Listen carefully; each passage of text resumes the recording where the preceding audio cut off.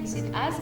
On our last episode, we had Brenda tell us about how she became an inclusion officer, and she was talking about how she was submitting a proposal. Now, Brenda, when you submitted the proposal, what happened? Yes, immediately after submitting that proposal to the principal of that time, hardly 1 week, he called me into the office. He wanted to know what exactly I was talking about when I say the buildings are not accessible. And the interesting thing, he decided to take a tour with me. He said, please let's go around. I want to see those points that are barriers for anybody with disability. So we left his office. The first barrier was right in front of his office because we had to go down the stairs. Then from there, we came all the way to Imani building, and at the point where I was rained on, and I told him, now here you have to hold my hand. So he held my hand, we entered into the building. In the building, he requested one of our colleagues to open the toilets to know why I was talking about them not being accessible.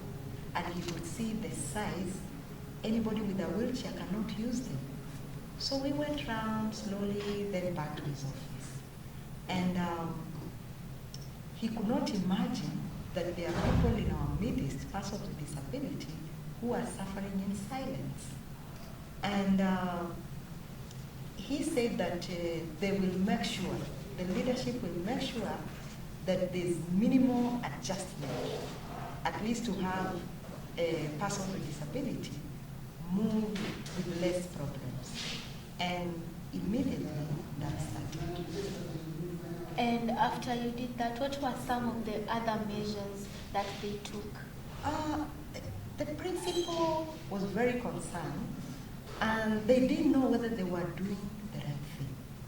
So they asked me, Brenda, how will we know that what we are doing, the ramps we are doing, the toilets are the right things?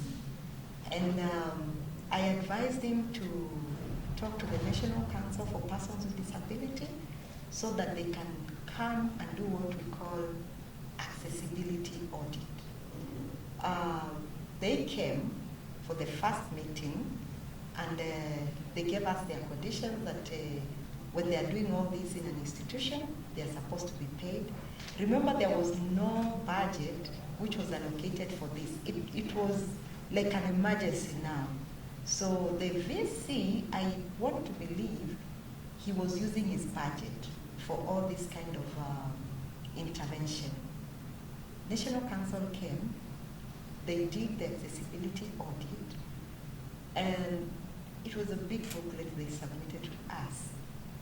They said that Tangaza is not accessible, even inside of information, even the desk that the administrative assistants are using. If you come when you are on a wheelchair, then the admin assistant will not even be able to talk to you because they cannot see you. It's like you're hiding somewhere down there, and then they are up here.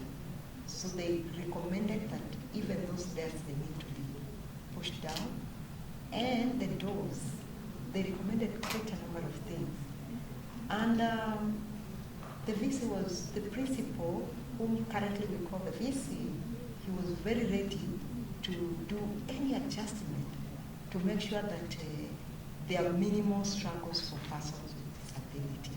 And all this was as a result of that speech that I did for 5 minutes. And he was able even to influence the other leadership to be sensitive. That time we were very few. To be sensitive and to assist and to support.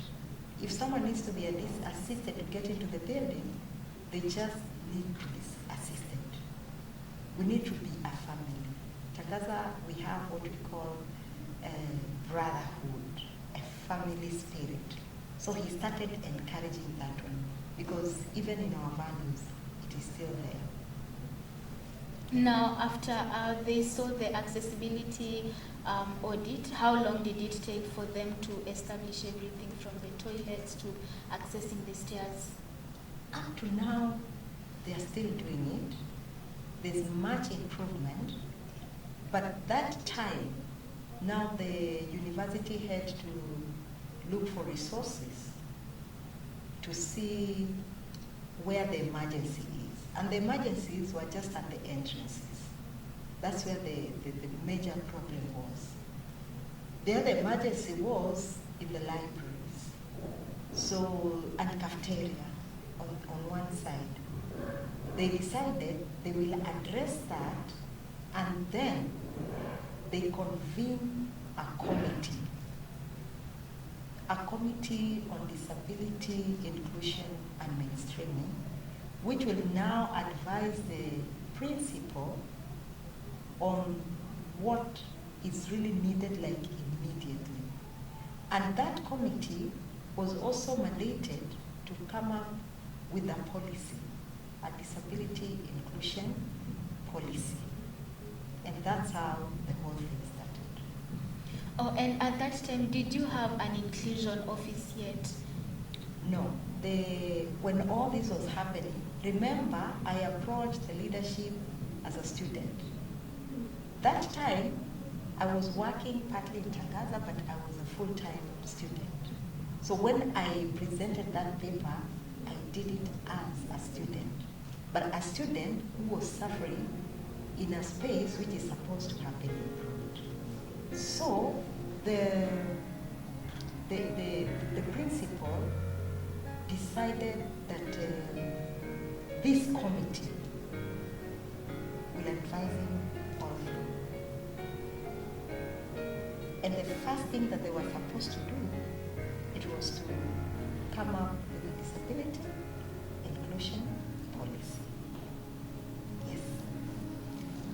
Thank you, dear viewers, for joining us today. That is all Brenda had to do. And to know what happened after the committee was formed, join us on our next episode. Thank you so much for watching. Bye-bye. Thank you. Thank you.